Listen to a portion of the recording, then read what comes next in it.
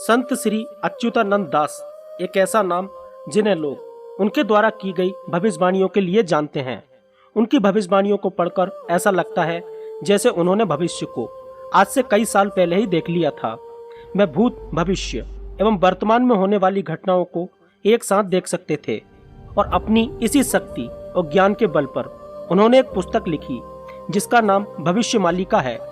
भविष्यमालिका पुस्तक के कई अलग अलग भाग हैं जिसमें की गई भविष्यवाणियां 100% सत्य हुई हैं और आगे भी सत्य होना निश्चित है। उन्होंने अपनी भविष्यवाणियों में बताया है कि कल की अवतार कब होगा, दुनिया के अंत के पहले क्या स्थिति होगी, दुनिया का अंत कैसा होगा, भारत का अंतिम राजा कैसा होगा, चीन की स्थिति क्या होगी, अमेरिका और रूस की स्थिति क्या होगी, भारत की क्या स्थिति होगी, तीसरा विश्व युद्ध कैसे लड़ा जाएगा और इसके बाद कैसे पुनः संसार का विनिर्माण होगा। इन सभी बातों पर उन्होंने बहुत सी महत्वपूर्ण भविष्यवाणियां की हैं। लेकिन विडंबना देखिए कि हम लोग नास्ट्रेदामस, बाबा वेंगा आदि विदेशी लोगों की भविष्यवाणियों को सुनते हैं, लेकिन अपने ही देश के महान संतों की भविष्यवाणियों के बारे में हमें कुछ नहीं पता। नमस्कार दोस्तों, स्वागत है एक बार फिर से आपके YouTube चैनल रहस्य दुनिया हिंदी पर। आज के इस वीडियो में हम महान संत अच्युतानंद महाराज द्वारा लिखित पुस्तक भविष्यमालिका की भविष्यवाणियों की चर्चा करेंगे। ये वीडियो बहुत ही स्टडी करने के बाद बनाया गया है, क्योंकि दोस्तों इस पुस्तक की कोई भी कॉपी हिंदी या अंग्रेजी में उपलब्ध नहीं है, उड़िया भाषा में है, जिसे हम हिंदी में ट्रांसलेट करके आपके सामने प्रस्तुत कर रहे हैं। इसलिए वीडियो को एंड तक जरूर देखना और चैनल पर न्यू आए हैं तो प्लीज चैनल को सब्सक्राइब करके साथ में घंटी वाला बेल आइकन भी दबा दें, ताकि ऐसे ही न्यू वीडियो का नोटिफिकेशन आपको सबसे पहले मिल सके। तो चलिए दोस्तों वीडियो को स्टार्ट करते हैं। आज से लगभग 600 वर्ष पूर्व 15वीं और 16वीं शताब्दी के बीच में उड़ीसा में वैष्णव समुदाय के एक बहुत ही महान संत अच्युतानंद महाराज जी हुए थे और उसी समय उनके समकालीन 5 और भी संत थे। इन सबको मिलाकर पंचसखा कहा जाता था। भविष्यवाणियां करके उन्होंने एक बुक लिखी जिसे अच्युतानंद मालिका के नाम से जाना जाता है, जिसमें उन्होंने सनसनीखेज भविष्यवाणियां की हैं। उनकी भविष्यवाणियां नास्ट्रेदामस की तरह नहीं है कि किसी को भी समझ नहीं आए। शायद आप जानते होंगे कि नास्ट्रेदामस की भविष्यवाणियों की भाषा समझ नहीं आती है। नास्ट्रेदामस की भविष्यवाणियां छंदों के रूप में होती हैं, जिन्हें क्वाट्रेन कहा जाता है, लेकिन इनको पढ़कर कुछ भी समझ नहीं आता है। जब कोई घटना घट जाती है तो लोग कहने लगते हैं कि देखो नास्ट्रेदामस ने तो ऐसा बोला था, लेकिन संत अच्युतानंद दास जी ने बिल्कुल क्लियर कट और सीधा और साफ भाषा में भविष्यवाणियां की हैं। इस पुस्तक में बहुत सी भविष्यवाणियां हैं, लेकिन कुछ महत्वपूर्ण भविष्यवाणियों को ही आज के इस वीडियो में हम जानेंगे। इनकी भविष्यवाणियों को हम 3 श्रेणी में बांटकर देख सकते हैं।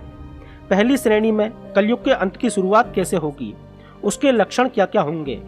दूसरी श्रेणी में जब संसार का अंत शुरू होगा तो क्या क्या होगा, कल की अवतार कहाँ पैदा होंगे, किस तरीके से विश्व का अंत होगा। और तीसरी प्रकार की उनकी भविष्यवाणियां राजनीति से संबंधित हैं, जिसमें उन्होंने भारत, अमेरिका, रूस, चीन आदि देशों के बारे में बताया है और साथ ही साथ उड़ीसा के बारे में भी बहुत कुछ उन्होंने अपनी भविष्यवाणियों में लिखा हुआ है। और उन्होंने बताया है कि भारत का अंतिम राजा कौन होगा और कैसा होगा। सबसे पहले बात करते हैं पहली श्रेणी की। वो भविष्यमालिका में लिखते हैं कि सूर्य अपनी परोपकारिता छोड़ देगा, अर्थात सूर्य जिसे पृथ्वी पर जीवन देने वाला माना जाता है वह जीवन लेने वाला बन जाएगा।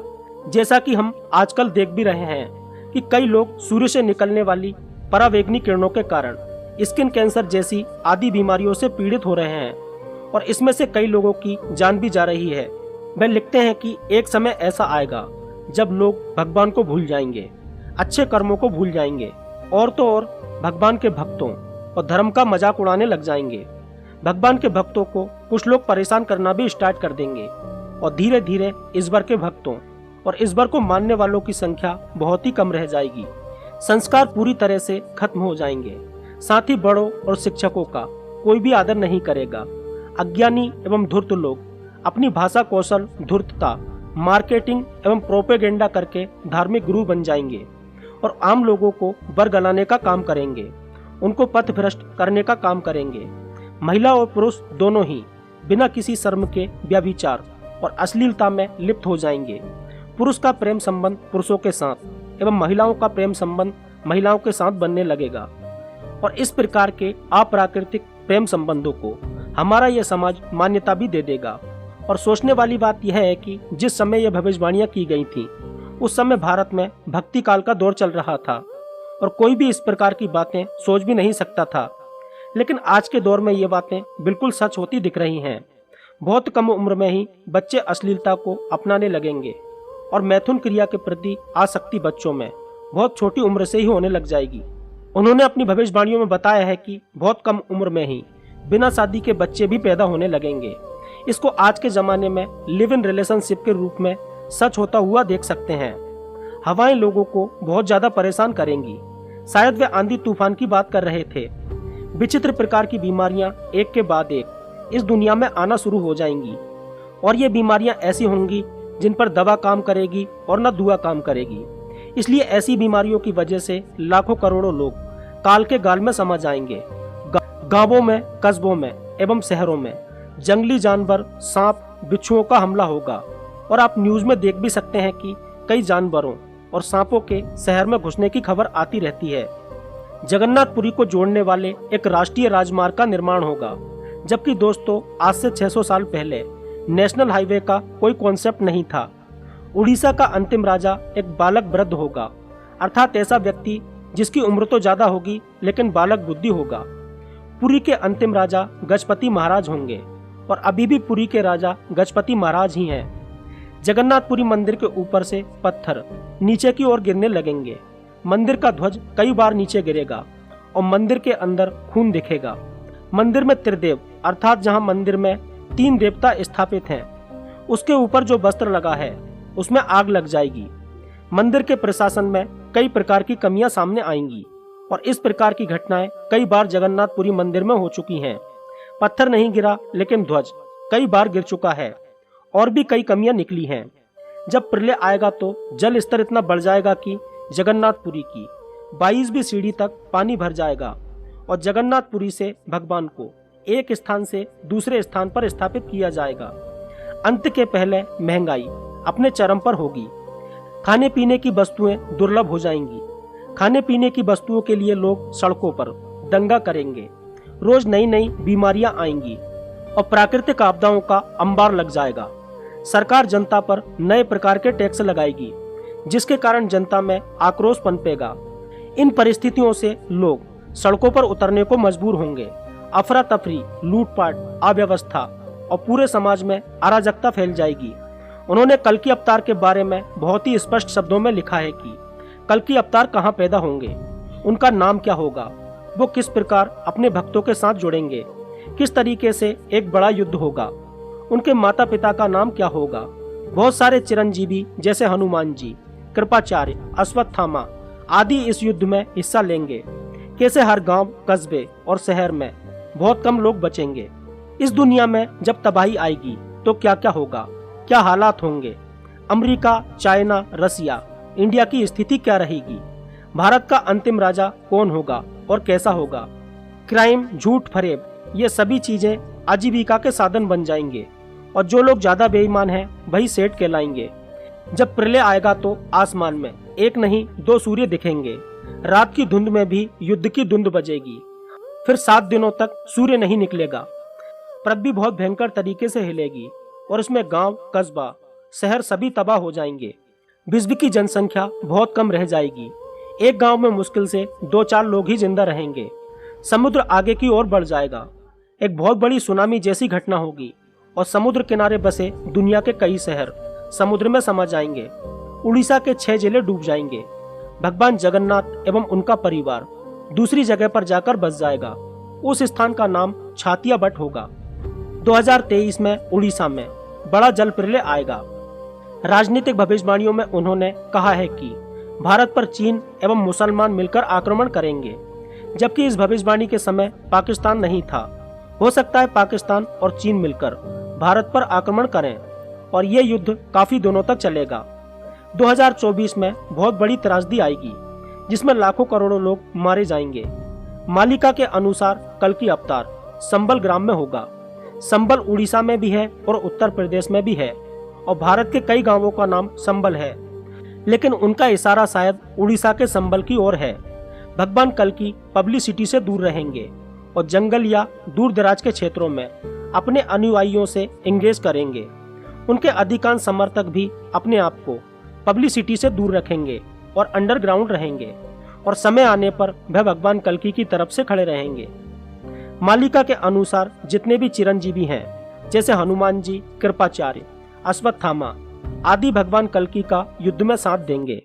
श्री शिशु अनंत मल्लिका के अनुसार भगवान कल्कि के 74,000 डेवोटीज एक जगह पर जन्म लेंगे और ये सब महाभारत के समय के लोग होंगे जो पुनः धरती पर वापस जन्म लेंगे और भगवान कल्कि के साथ मिलकर युद्ध लड़ेंगे। इसके साथ ही 64 धार्मिक गुरु और 8 सैन्य अधिकारी भी जन्म लेंगे, लेकिन ये सभी वैष्णव संप्रदाय के नहीं होंगे बल्कि गृहस्थ होंगे। विष्णु यश एवं जसोमंती कल्कि भगवान के माता पिता होंगे। इन दोनों के संयोग से चक्रपाणी अर्थात कल्कि भगवान जन्म लेंगे। इस पुस्तक में कल्कि भगवान का नाम चक्रपाणी बताया गया है। दूसरी पुस्तक अच्युतानंद शून्य संहिता के 4th अध्याय में लिखा है कि कलयुग के अंत में जब मानव मूल्यों का ह्रास हो जाएगा, तब भगवान जगन्नाथ ही कल्कि के रूप में संबल नामक स्थान पर जन्म लेंगे। एक अन्य स्थान पर गया का जिक्र भी आता है, जो कि बिहार में पड़ता है। इसे भगवान विष्णु का स्थान माना जाता है और विष्णु शर्मा उनके पिता का नाम होगा। भगवान कल्कि का नाम चक्रधर होगा। बचपन में उन्हें बहुत सी दिक्कतों का सामना करना पड़ेगा, लेकिन अंत में वह इस अंधकार को चीरकर पृथ्वी पर बचे लोगों को निराकार मंत्र देंगे। अगाथा भविष्य मालिका के अनुसार, जो कि भविष्य मालिका का एक भाग है, के अनुसार जो भी लोग इस घोर कलयुग में धर्म के रास्ते पर चलने वाले हैं, वे जान ले कि चक्रधर ही कल्कि अवतार होंगे। इसका मतलब कि भगवान कल्कि का जन्म चक्रधर के रूप में होगा।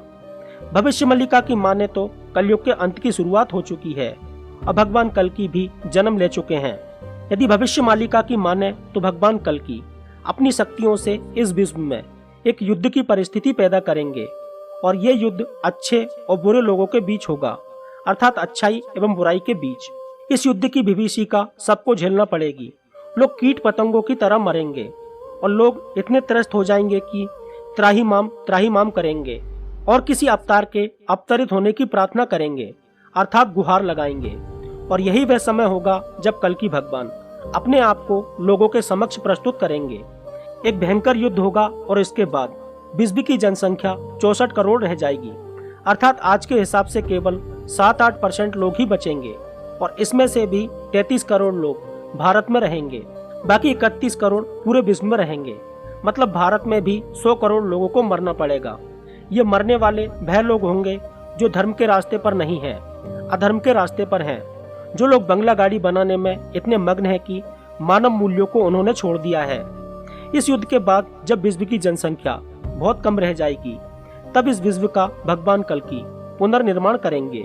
इसके बाद 1000 वर्षों तक शांति बनी रहेगी। यदि भविष्य मालिका की माने तो अमेरिका का भी बहुत सा हिस्सा जलमग्न हो जाएगा और रूस पूरी तरह से हिंदू राष्ट्र बन जाएगा।